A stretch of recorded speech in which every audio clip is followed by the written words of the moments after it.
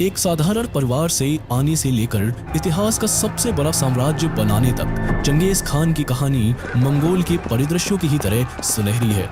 आज हम Genghis Khan के रहस्यमयी जन्म, ट्राइबल वायलेंस की दुनिया में उसके संघर्षों और उन महत्वपूर्ण क्षणों को उजागर करेंगे जिन्होंने उसे तेमुजिन से शक्तिशाली चंगेज खान बनाया।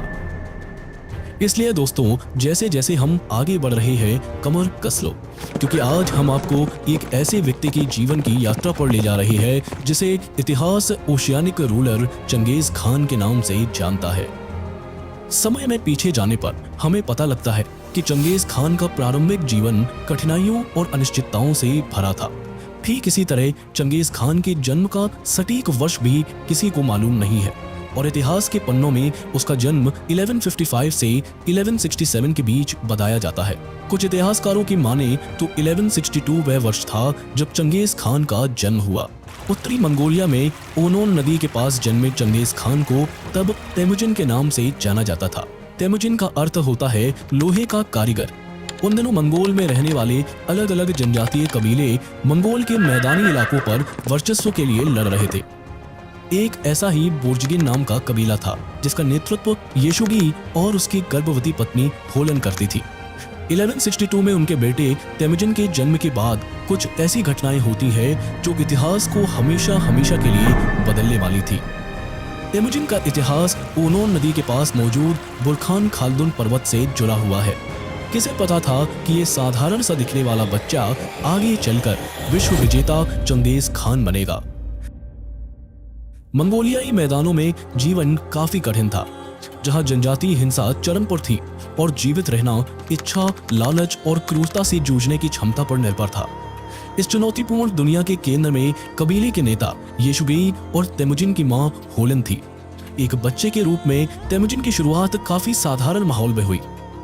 विद्वान जैक वेदरफोर्ड बताते हैं कि कैसे उनकी युवावस्था की कठोर परिस्थितियों ने तेमुजिन को असाधारण कौशल के साथ एक सख्त और कठोर नेता बनाया। जब तेमुजिन गरीबी और गुमनामी से जूझ रहा था, तब उसे कहां पता था कि उसके बचपन के अनुभव उसके अंदर दोस्ती और दुश्मनी के दोहरे गुण पैदा करेंगे। The secret history of Mongols नामक किताब के अनुसार तेमुजिन का जन्म असाधारण था। उसमें लिखा है कि जब तेमुजिन पैदा होता है तब उसके हाथ में ब्लड क्लॉट यानी खून का थक्का मौजूद था। बाद में कुछ विद्वानों के अनुसार यह बात बेबुनियाद और झूठी निकली। यह बस तेमुजिन को भयंकर और युद्ध प्रिय दिखाने के लिए लिखी गई थी। तेमुजिन के जीवन की पहली महत्वपूर्ण घटना तब घटती है जब वे 9 वर्ष के होते हैं। उनके पिता भविष्य में होने वाली उसकी शादी के लिए उसे एक पहाड़ी कबीला ओंगिरात के कैंप में ले जाते हैं। इस कबीले के नेता दाई सेचेन की वोर्ते नाम की 10 साल की बेटी थी। येशुगी और दाई के बीच एक समझौता होता है जिसके तहत तेमुजिन युद्ध का कौशल सीखने के लिए कुछ वर्षों तक ओंगिरात कबीले के साथ रहेगा। आखिरकार वह बोर्ते से शादी करेगा और अपने कबीले में लौट आएगा। लेकिन जल्द ही यह योजना बेकार हो जाती है जब तेमुजिन को पता लगता है कि घर वापस जाते समय उसके पिता को तातर कबीले के कुछ लोगों ने जहर दे दिया है। तेमुजिन तुरंत वहां से निकल जाता है। तेमुजिन के पिता के गुजरने के बाद उसके कबीले के लोग भी उसके परिवार को छोड़ देते हैं। उसकी मां जैसे तैसे परिवार का गुजारा करती है। इसी बीच तेमुजिन की मुलाकात होती है जामुका से, जो उसके परिवार का दूर का ही रिश्तेदार था। दोनों के बीच गहरी दोस्ती होती है और जब वे दोनों लगभग 11 साल के होते हैं तब एक समारोह के तहत दोनों एक दूसरे के ब्लड ब्रदर्स बन जाते हैं। लेकिन तेमुजिन को इस बात का कोई अंदाजा नहीं था कि जब वे दोनों बड़े होंगे तब जामुका अपनी प्रतिज्ञा तोड़ देगा। तेमुजिन के जीवन में एक नाटकीय मोड़ तब आया जब उसे ताइची और कबीले के कुछ लोगों ने पकड़ लिया। कैद में होने के बावजूद तेमुजिन ने हार नहीं मानी, बल्कि इन कठोर परिस्थितियों ने उसके भीतर आग को और भड़का दिया। एक टूटी हुई काठी और अपनी अटूट इच्छा शक्ति के साथ तेमुजिन ने जंगल में छिपकर और बाधाओं को पार करते हुए भागने की एक साहसी योजना बनाई। तेमुजिन ने अपनी कैद की जंजीरों को तोड़ने का संकल्प लिया। तमाम चुनौतियों के बीच उसे एक आशा की किरण दिखती है। सोरखान नाम का एक योद्धा जो तेमुजिन के पिता को जानता था और उनकी प्रशंसा करता था, उसने तेमुजिन की वहां से छिपकर भागने में मदद की। हर रात सोरखान और उसके बेटे तेमुजिन को अपने टेंट में लाकर उसकी रस्सियां खोल देते थे, जिससे उसे काफी आराम मिलता था और वह आराम से सो पाता था। एक रात तेमुजिन सोरखान की मदद से और अपनी सूझबूझ और रणनीतिक कौशल से छिपकर वहां से भागने में सफल रहा। भागते समय सोरखान ने तेमुजिन को रास्ते के लिए कुछ खाना और हथियार भी दिए थे। सोरखान तेमुजिन के लिए अंधेरे समय में एक आशा की किरण बनकर आया। उस कैद की भट्टी से भागकर अब तेमुजिन हमेशा हमेशा के लिए आजाद हो गया और अपने परिवार के पास वापस आ गया। इस घटना ने उसके भविष्य के लिए एक सुनहरा मंच तैयार किया। कैद से आजाद होने के बाद तेमुजिन ने ओंगिरात कबीले को ढूंढकर बोर्ते से शादी करने का फैसला किया। कैद से बच निकलने के बाद तेमुजिन की बढ़ती प्रतिष्ठा को देखकर बोर्ते के घरवाले भी दोनों की शादी जल्द से जल्द कराना चाहते थे। जल्द ही तेमुजिन और बोर्ते की शादी हो गई, लेकिन उन्हें कहाँ पता था कि उनकी यह शादी मंगोल के आदिवासी गठबंधनों के जटिल जाल में उलझ जाएगी और आशा की किरण के साथ साथ भविष्य में आने वाले संघर्षों की नींव बन जाएगी। जैसा कि भाग्य को मंजूर था, मर्केट नाम के कबीले के मन में तेमुजिन के परिवार के प्रति लंबे समय से नफरत थी। इस नफरत का कारण थी तेमुजिन की मां होलन, जिसे तेमुजिन के पिता येशुगी ने भगाकर शादी की थी। तेमुजिन और बोर्ते की शादी के कुछ ही दिनों बाद बदला लेने की आग में मर्केट कबीले के लोगों ने बोर्ते का अपहरण कर लिया, जिससे कहानी में एक नाटकीय मोड़ आया। इन कठिन परिस्थितियों में तेमुजिन ने योद्धाओं को इकट्ठा किया, दूसरे कबीले के नेता ओम खान के साथ गठबंधन किया और अपने दोस्त जमुका के साथ बोर्ते को बचाने के लिए निकल पड़ा। और इसी के साथ शुरू होता है एक भीषण युद्ध, जिसमें मर्केट की आधी से ज्यादा सेना भाग खड़ी होती है और बिना किसी ज्यादा परेशानी के तेमुजिन ने अपनी पत्नी बोर्ते को उनकी कैद से छुड़ा लिया। इस घटना ने तेमुजिन की प्रतिष्ठा एक दुर्जेय और साहसी नेता के रूप में और मजबूत कर दी। जैसे ही यह सब शांत हुआ, तेमुजिन की कबीले का विस्तार होने लगा। कुछ राजनीतिक गठबंधनों और सुधारों के बाद तेमुजिन ने एक ऐसी फौज तैयार की जो किसी को भी परास्त करने के लिए काफी थी। अब तेमुजिन का इरादा साफ था, संपूर्ण मंगोल जनजातियों को इकट्ठा करके एकजुट मंगोल राष्ट्र बनाना और उसका एकमात्र सुप्रीम लीडर बनना। हर गुजरते साल के साथ उसका कबीला और मजबूत होता गया।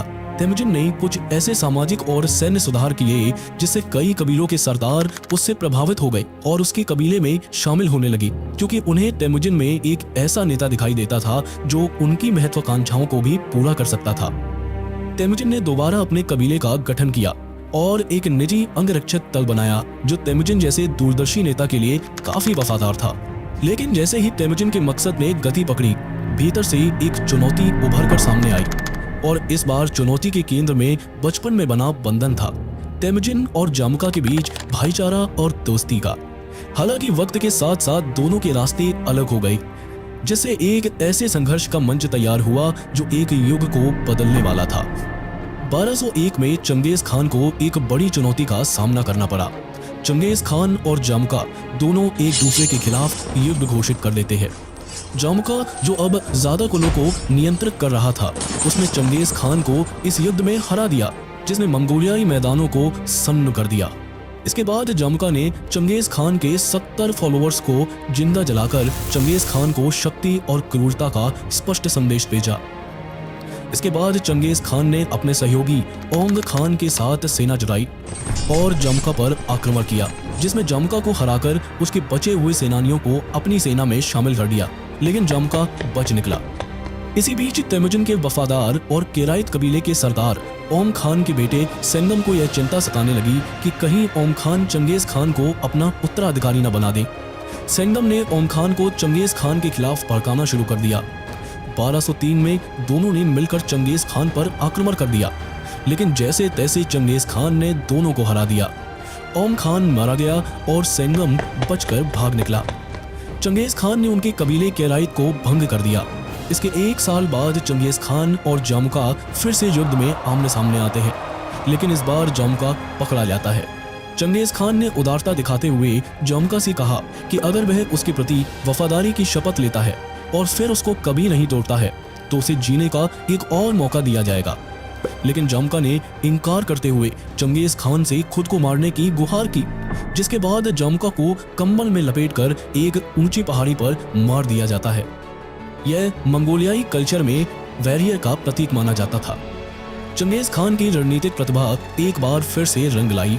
उसकी जीत ने मंगोल कुलों को एकजुट करने में सक्षम नेता के रूप में उसकी प्रतिष्ठा को और मजबूत कर दिया। 1206 में कुरिलताई नाम से जानी जाने वाली एक महत्वपूर्ण सभा हुई, जिसमें सभी मंगोल जनजातियों के नेताओं ने तेमुजिन के प्रति निष्ठा की शपथ ली। तेमुजिन अपने कबीले के खान तो बन ही चुके थे और अब तेमुजिन सभी मंगोल वासियों के खान भी बन गए थे। और उस दिन सभी नेताओं ने एक स्वर में तेमुजिन को चंगेज खान घोषित किया, जिसका अर्थ होता है ओशियानिक रूलर या यूनिवर्सल लीडर। एकजुट मंगोल राष्ट्र का सपना अब चंगेज खान के लिए एक वास्तविकता बन गई थी, जो वर्षों के रणनीतिक नेतृत्व और दृढ़ता का ही नतीजा था। ओनोन नदी के तट से लेकर सत्ता की ऊंचाइयों तक चंगेज खान की कहानी नेतृत्व, रणनीतिक कौशल और धैर्य का प्रतीक होने के साथ साथ समय की सीमाओं को पार करने वाली है। यदि आपने चंगेज खान के जीवन की इस रोमांचक कहानी का आनंद लिया तो लाइक, शेयर और सब्सक्राइब करना ना भूलें। ऐसी ही रोमांचक और इतिहास की और अधिक आकर्षक कहानियों के लिए हमारे साथ बने रहें। तब तक के लिए मुझे दीजिए इजाजत और मैं आपसे मिलता हूँ अगली वीडियो में। शुक्रिया।